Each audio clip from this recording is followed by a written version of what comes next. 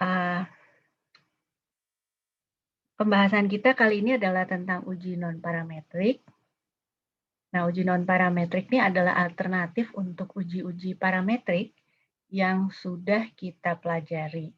Nah, kenapa harus ada alternatifnya? Karena pengujian parametrik itu membutuhkan eh, data dengan karakteristik, yaitu pertama dia harus berdistribusi normal, kedua harus diambil dengan cara yang random, kemudian ketiga skalanya itu interval atau rasio. Nah, ketika salah satu di antara persyaratan itu tidak terpenuhi, maka kita tidak bisa melakukan uji parametrik. Oleh karena itu, kita perlu alternatif pengujiannya yang namanya non-parametrik. Nah, non-parametrik ini biasanya menggunakan data ordinal, akan tetapi ada juga non-parametrik yang menggunakan data nominal.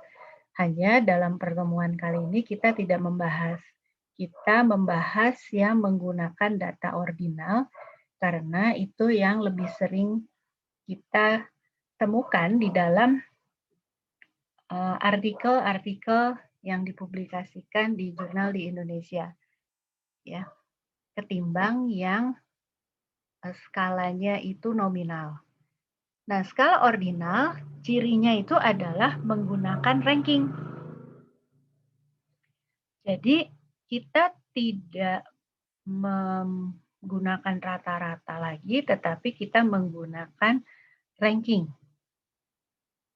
Nah, ini contoh penggunaan skala ordinal. Misalnya seorang guru yang mau menilai kematangan anak TK ya, hanya diberikan kategori yang belum matang, itu mungkin dilihat dari ini ya, apakah dia apa aspek yang belum matang, misalnya aspek motorik halusnya misalnya begitu ya, dengan yang sudah matang. Mungkin memegang pensilnya sudah baik misalnya ya, cara dia menggoreskan pensilnya juga sudah lebih baik ya. Nah, yang belum matang ini dia rankingnya di bawah yang sudah matang. Tapi berapa skornya kita tidak memberikan skor, kita hanya memberikan kategori yang berjenjang begitu ya. Nah, ini contoh skala ordinal. Kemudian contohnya lagi kalau kita bekerja di perusahaan sebagai HRD ya, kita mau menilai pelamar yang mau ditindaklanjuti yang mana, yang tidak akan ditindaklanjuti yang mana, itu bisa kita berikan kategori ordinal berupa yang tidak disarankan, itu yang tidak akan kita tindak lanjuti. Kemudian mungkin ada yang cukup disarankan, yang masih oke, masih bisa dipertimbangkan, dan yang disarankan. Nah, ini berjenjang, ya, ada urutannya. Tetapi kita tidak memberikan skor. Sehingga juga tidak bisa dihitung rata-ratanya berapa. Nah, kenapa kita menggunakan ranking? Karena ranking itu lebih sederhana. Ya. Contoh, A lebih tinggi daripada B. Ya, lebih simpel kan? Ketimbang kita katakan si A tingginya 175, B 160. Orang mikir dulu kan? Ya. Lebih gampang orang menerima penjelasan ketika kita mengatakan A lebih tinggi daripada B. Begitu kan? Dan yang tadi, yang saya jelaskan, kenapa kita menggunakan ranking itu yang tadi saya jelaskan di awal, karena data aslinya itu tidak memenuhi salah satu asumsi untuk prosedur statistika tertentu. Misalnya, tadi tidak berdistribusi normal. Nah, apa tadi salah satu, apa saja tadi asumsinya? satu, dia harus berdistribusi normal kan kalau untuk parametrik. Kemudian diambil dengan cara random. Yang ketiga, skalanya adalah interval atau rasio. Nah, ketika tidak memenuhi salah satu itu, kita menggunakan ranking.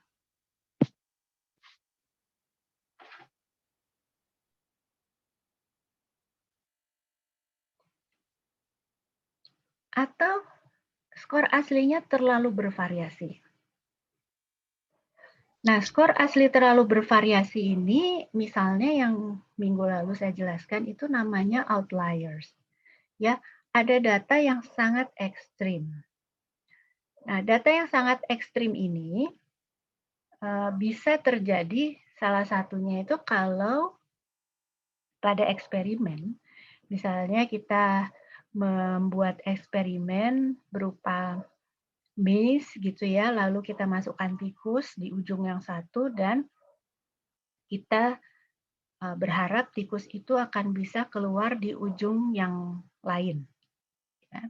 Lalu kita hitung berapa waktu yang diperlukan oleh si tikus itu untuk keluar dari ujung yang lain itu.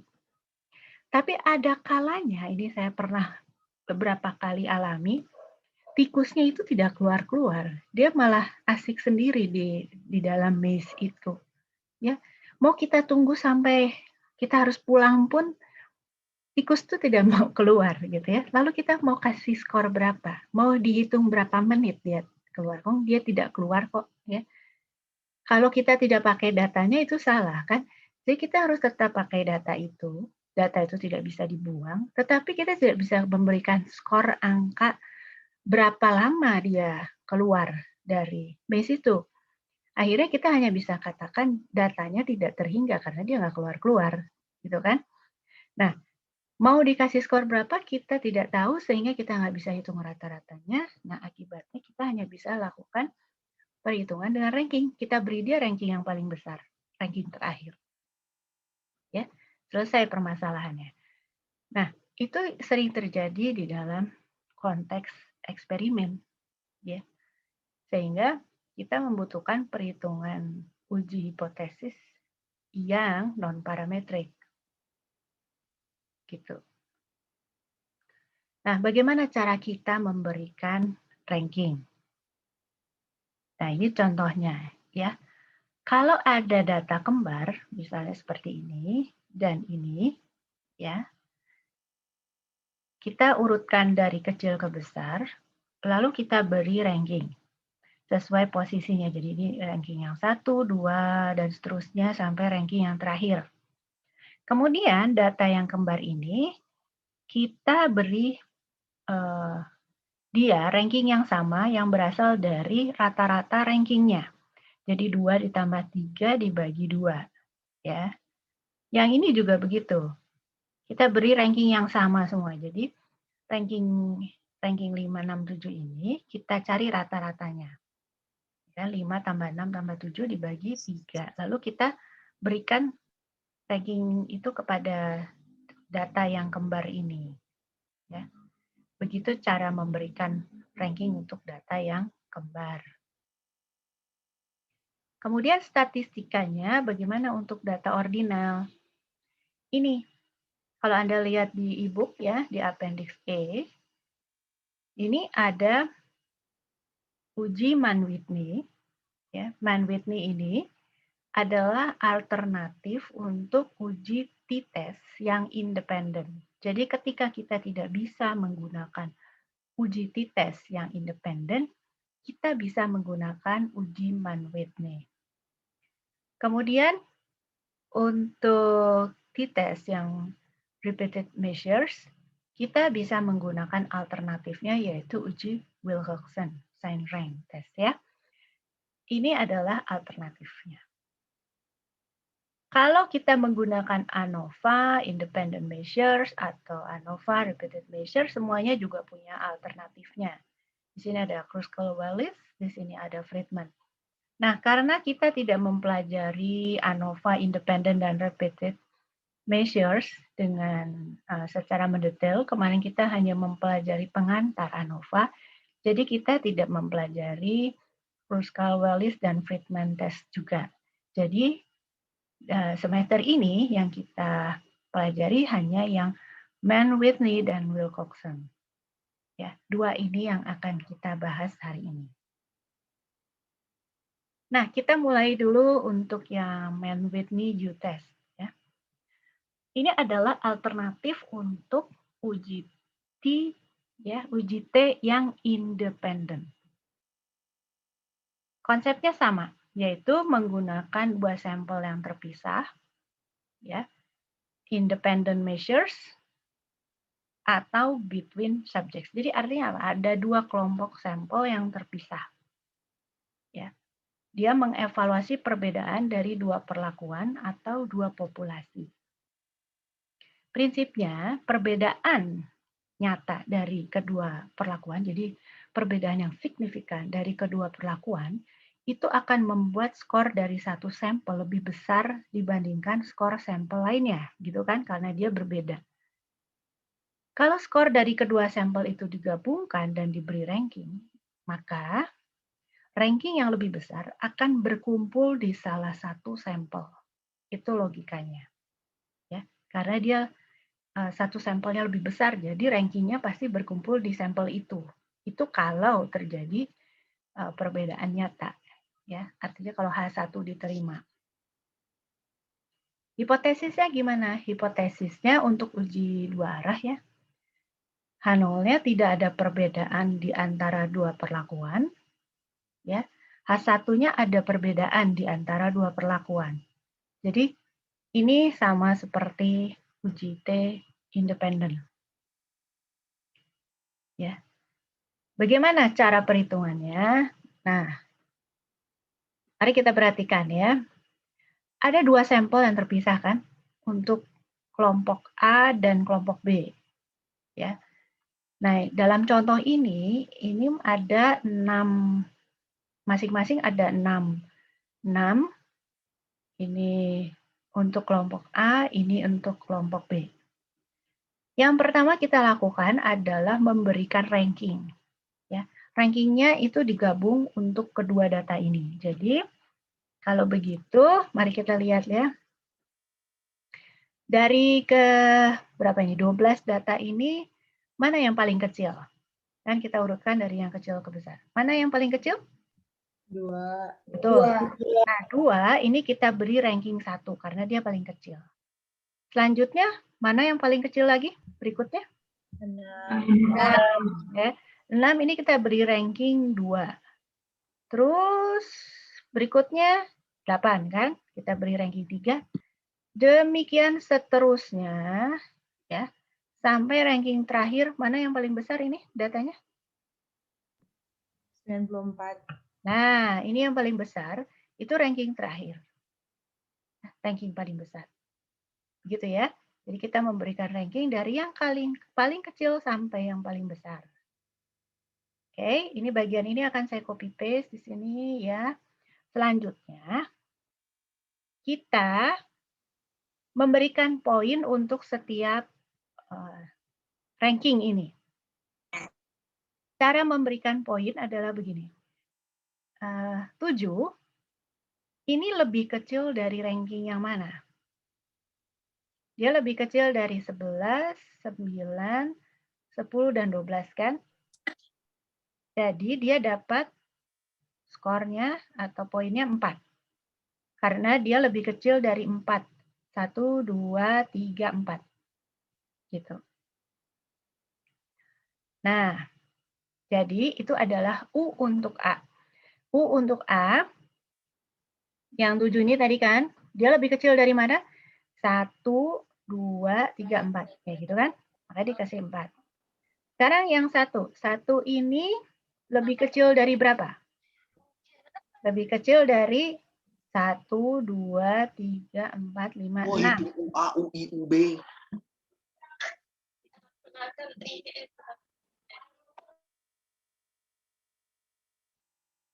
Kita lanjutkan ya. 1 lebih kecil dari 1, 2, 3, 4, 5, 6. Jadi dia skornya 6. 4 lebih kecil dari 1, 2, 3, 4, 5. Jadi skornya 5. 8 lebih kecil dari 1, 2, 3. Ini enggak kan? 1, 2, 3, 4. Jadi skornya 4. Gitu ya. 2 lebih kecil dari 1, 2, 3, 4, 5. 6. Jadi skornya 6. 5 lebih kecil dari 1, 2, 3, 4, 5. Jadi skornya 5. Dijumlahkan itu adalah UA untuk sampel A. Sekarang U untuk sampel B. 11 lebih kecil dari mana? Nggak ada kan? Kalau nggak ada berarti 0. 9 lebih kecil dari berapa? Nggak ada kan? Berarti 0. 6 lebih kecil dari 1, 2. Jadi 2. Demikian seterusnya sampai yang terakhir kita dapat UB. Nah, sampai sini dulu. Adakah yang masih bingung bagaimana mencari UA dan UB? Ada yang merasa ini perlu diulang?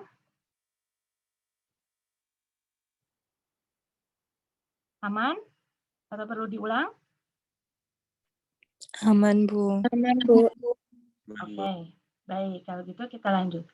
Nah, U yang dianggap sebagai U hitung adalah U yang paling kecil. Nah, U yang paling kecil berapa?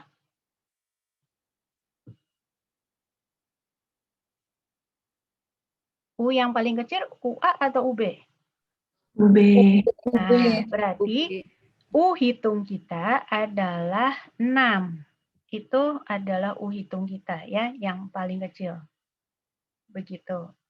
Nah, selanjutnya untuk mengeceknya, apakah kita benar menghitungnya UA tambah UB itu harus sama dengan NA kali NB. Itu untuk mengecek ya. Jadi 30 tambah 6 itu harus sama dengan, ini ada 6 kan, 6 kali 6. Nah, kalau benar berarti kita betul tadi menghitung U-nya. Ya. Ini untuk sampel besar. Ya, kalau sampel besar kita pakai ini karena perhitungan tadi sulit. Tetapi kalau sampelnya besar, biasanya data berdistribusi normal. Jadi lebih baik langsung aja pakai uji T. Nggak usah pakai man width-nya lagi. Ya, jadi ini kita loncat aja. Tapi kalau kita hitung pakai cara ini, hasilnya pun akan sama. Nah, bagaimana uji signifikansinya? Uji signifikansinya adalah tolak H0 jika U hitung itu lebih kecil dari U tabel. Ya, itu uji signifikansinya. Nah, U hitung kita tadi kan 6. Ya. Mana tadi? Nah, U hitung kita tadi kan 6. Ya. Sekarang kita mau bandingkan dengan U tabel. Kalau U hitung kita lebih kecil sama dengan U tabel, maka kita bisa menolak H0. Bagaimana kita lihat tabel? Ya. Tabel 9A itu adalah, sebentar ini kok ketutupan gini sih. Nah, tabel 9A itu adalah tabel Mann-Whitney untuk yang alfanya 0,05. Kalau tabel 9B itu yang alfanya 0,01. Nah, ini kita lihat saja yang 0,05. Ya, ada yang dicetak tipis, ada yang dicetak tebal. Yang dicetak tipis itu yang one-tailed, yang dicetak tebal itu yang two-tailed. Ya. Yang dua arah, ya. Oke, kita lihat aja untuk yang dua arah. Tadi NA kita berapa? NA kita berapa? Udah berapa? NA berapa tadi NA kita? Coba kita lihat tadi. N-nya berapa ini? 6, Bu. Oke, NB-nya berapa? 6. Oke, ingat-ingat ya. NA, NB, 6. Mari kita lihat di tabel. Na 6. Ya. Lalu NB 6. Nah, kita cari yang 5 two-tailed ya. Two-tailed berarti U tabelnya adalah 5. Nah, U hitung kita tadi berapa? 6. 6. Berarti kita menolak H0 atau menerima H0? Menerima. Nah, menerima H0 ya. Nah, ini keliru nih. Karena ini harusnya. Nah, karena U hitung kita 6 kan tadi kan dia lebih besar dari U tabel 5, maka H0 diterima. Ya, gitu. Simple ya. Sampai sini ada yang merasa perlu diulang? Ada bagian yang kurang jelas? Aman, Bu. Aman ya? Oke. Baik, kalau gitu kita lanjut ya. Sekarang kita bahas yang uji Wilcoxon. Ya. Ini alternatif untuk uji T yang related. Kalau tadi untuk uji T yang independen, ini untuk uji T yang related. Nah, Wilcoxon ini menggunakan satu sampel yang diukur 2 kali. Sama kan seperti uji T repeated ya, yang mengukur before, after, atau pre-test, post-test gitu ya. Istilahnya adalah within subject. Jadi dia mengevaluasi perbedaan dari 2 perlakuan untuk setiap individu. Ya. Jadi satu individu mendapat 2 kondisi ya, pretest dan posttest yang diukur. Prinsipnya perbedaan dari kedua skor itu diberi ranking dari yang kecil sampai besar tanpa memperhatikan tanda positif atau negatif. Jadi yang di ranking itu adalah difference-nya, perbedaannya. Perbedaan dari pretest dan post-test. Ya, difference-nya. Sama ya, kalau di t-test kan kita juga hitung difference ya, t-test untuk yang related itu. Nah, sekarang difference itu yang kita beri ranking. Nah, ini ada contoh difference-nya. Ya. Jadi ini hasil dari post-test dikurangi pre-test. Nah, kita dapat difference-nya. Ya. Ada 8. Nah, kita beri ranking tanpa melihat tanda positif atau negatifnya. Jadi kayak gini, ini kan angka 4 nih paling kecil. Itu kita kasih ranking 1. Lalu angka yang berikutnya adalah 5, gitu kan.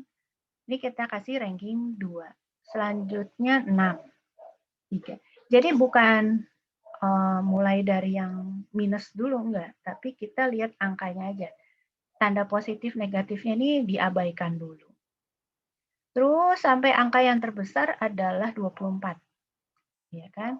Itu kita kasih ranking 8. Nah, sampai sini dulu. Cara kita memberi ranking ini bisa enggak? Perlu diulang? Aman? Aman, Bu. Aman ya. Ingat ya, tanda positif negatifnya itu diabaikan dulu. Ya. Dan difference ini datangnya dari skor post-test dikurangi skor pre-test.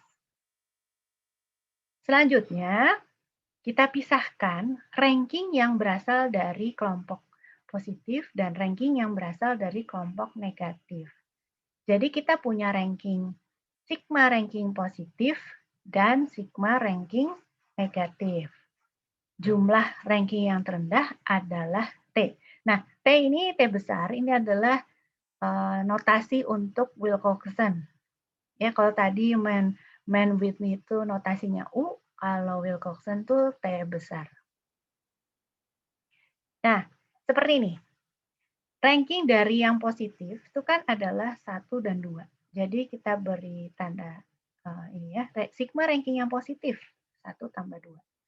Lalu sigma ranking yang negatif, itu yang dari angka negatif. Jadi 5 tambah 7, tambah 3, tambah 6, tambah 4, tambah 8. Totalnya 33.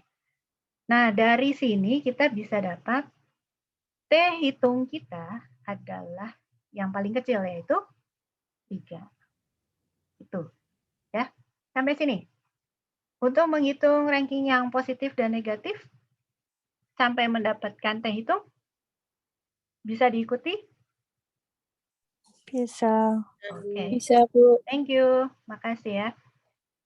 Sekarang,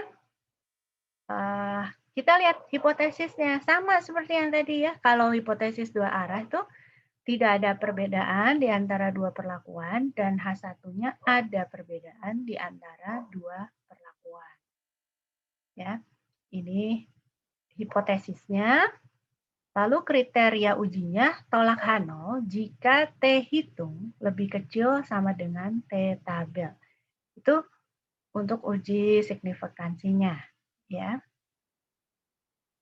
Oke, lalu kita lihat di tabel. Tabelnya adalah tabel B10, itu untuk Wilcoxon. Ya. Ini untuk yang one-tailed, ini untuk yang two-tailed. Oke. N kita tadi berapa? Yuk kita lihat. N kita tadi ada 8. Ya, A, B, C, D, E, F, 8. T hitung kita 3. Ya, ingat-ingat ya. N kita 8, T hitungnya 3. N 8. Kalau kita mau pakai alfa 5% two-tail, berarti ini ya, kita dapat T tabelnya itu 3. Nah, T hitung kita tadi 3 juga. Berarti H0 diterima atau ditolak? H0 diterima atau ditolak? Tadi Diterima, Bu. H0-nya coba kita lihat. Tolak H0 jika T hitung lebih kecil sama dengan T tabel. T hitung kita tadi berapa? 3. T tabelnya berapa? 3. Nah, jadi tolak H0 atau terima H0? Tolak H0. Tolak H0 ya, karena T hitung kita sama dengan T tabel kan. Berarti tolak H0. Tolak H0 karena ini 8, ini 5%, kita dapatnya 3. Berarti karena, nah ini keliru juga. Karena ini harusnya sama dengan T tabel, maka H0 ditolak. Gitu. Sampai sini. Ada bagian yang perlu diulang? Aman, Bu. Oke. Sampai ke kesimpulan ini bisa? Paham ya? Bu. Aman? Oke. Aman, Bu. Oke, good. Kalau gitu. Nah, ini catatan ya, ada kalanya skor di perlakuan 1 dan 2 itu menghasilkan difference sama dengan 0. Itu terjadi ketika pretest dan posttest itu angkanya sama.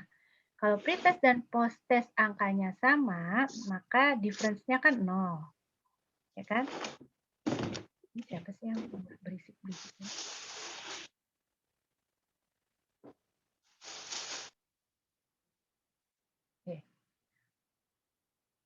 Kalau pretest dan posttest angkanya sama, maka difference-nya akan menjadi 0. Nah, kalau difference-nya 0, itu lebih baik kita keluarkan saja, ya, karena yang kita hitung kan hanya ranking positif dan negatif, ya. Yang 0 kita nggak bisa itu. Nah, kalau difference-nya 0, kita keluarkan saja dan N-nya itu jadi berkurang. Ya, kalau tadi 8, jadi ada yang 0, maka dikurangi jadi N-nya 7. Gitu, ini contoh cara melaporkan, tapi ini nggak usah terlalu dipikirin. Oke, sampai sini. Ada pertanyaan?